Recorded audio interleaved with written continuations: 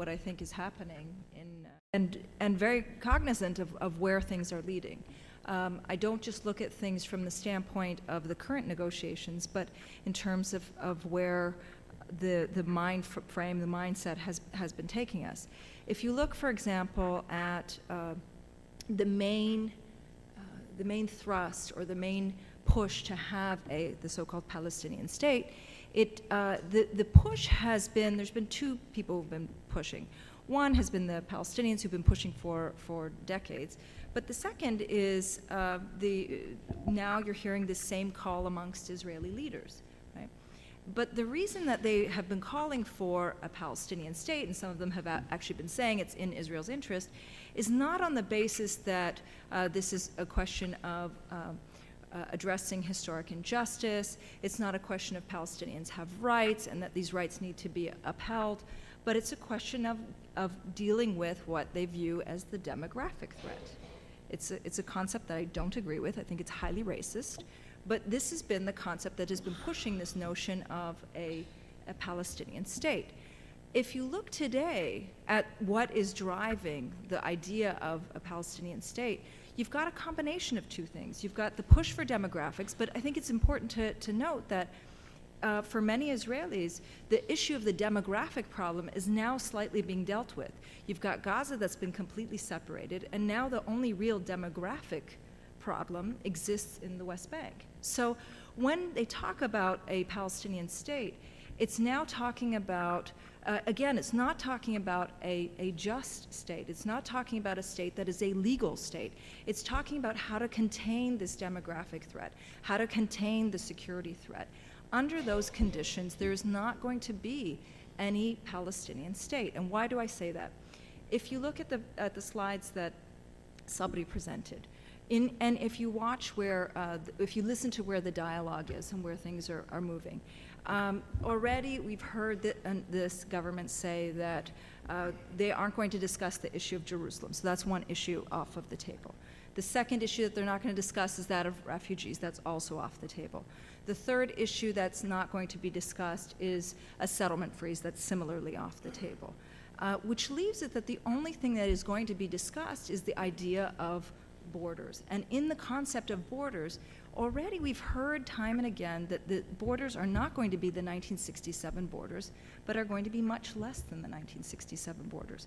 On the basis of these different statements, and when you hear them, and plus you see the vision of what is the impetus, what's the thrust of pushing for a Palestinian state, it becomes very clear that what they're talking about is not necessarily a state, but a statelet, and a series of very isolated cantons throughout the West Bank. Now, as a Palestinian who's not depressed, and trust me, I'm not depressed, I think that the reason that I'm not depressed is because we have to recognize the reality in which we're living and push forward for different solutions. And this is why I've been saying, I said in my talk that I think that it's important, it's vitally important that we break down these concepts of separation and the concept of having two separate states, this idea of creating a frontier amongst different peoples, and instead work towards something very, very different, where relations between the peoples become very different than they are right now. Okay. Let me try a different way, and let me try to challenge you a little bit. Please. I'm German, and my country, after the Second World War, for very good reasons, was not given full sovereignty. We were given a statelet immediately after the Second World War. Our country was divided. Our sovereignty was heavily circumscribed. And post-war German leaders said, that's fine. We will take full advantage of that and make it the best success that we can possibly have. We will try to develop economically, and with the economic development will at some point come more political rights. In the meantime, we're improving the plight of our citizens. Would that not be a promising, interesting model for Palestine? Is it? Well, Peter, I mean, you seem to suggest that Palestinians have been sitting around moaning all the time, or that critics like myself have done nothing else. I mean, I'll start with myself by saying that I've been involved for a very, very long time, not because I'm particularly old, but because I started very young working on the Palestine issue as a practitioner, working on negotiations for nearly 20 years now. And I did that despite holding a critical assessment of everything from the Palestinian leadership and its competence and through to my reading of particular diplomatic initiatives. And on every occasion I went along with what was pragmatically possible at the time, such as Oslo, and pre-Oslo with the autonomy talks that started in Washington in 1991.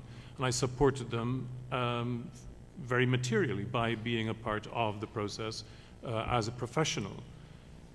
So I think that one can work on both levels, i.e. to engage with every possible opening while being very clear about where the weaknesses and strengths lie, and being very critical as well of those for whom the make-believe of the process has always been far more important than what they were willing to put politically into making these things a reality. And I think there's a big difference there. That's one thing. The second is that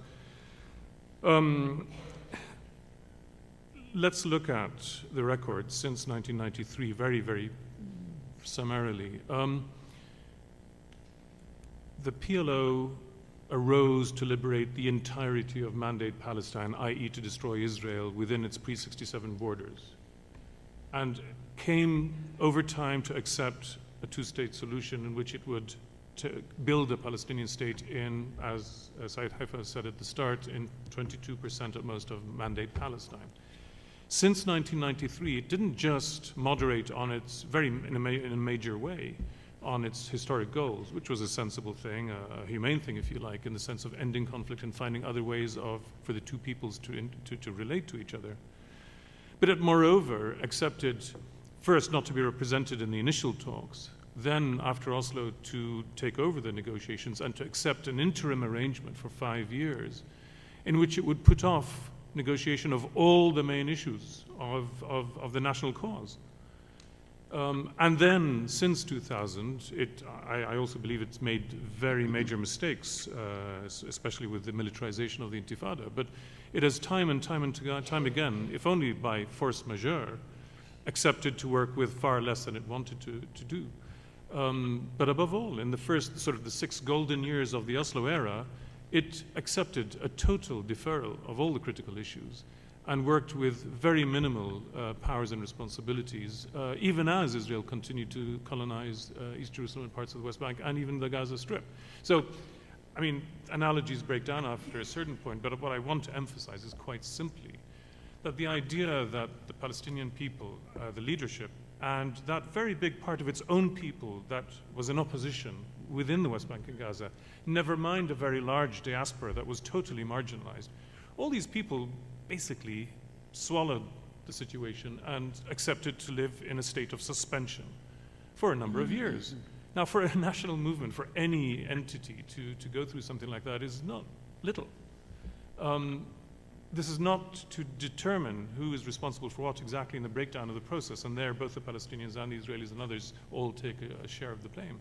But I'm suggesting that this sort of be happy logic is somewhat patronizing, although I understand you don't intend to be. So, you know, I'm trying to make you respond.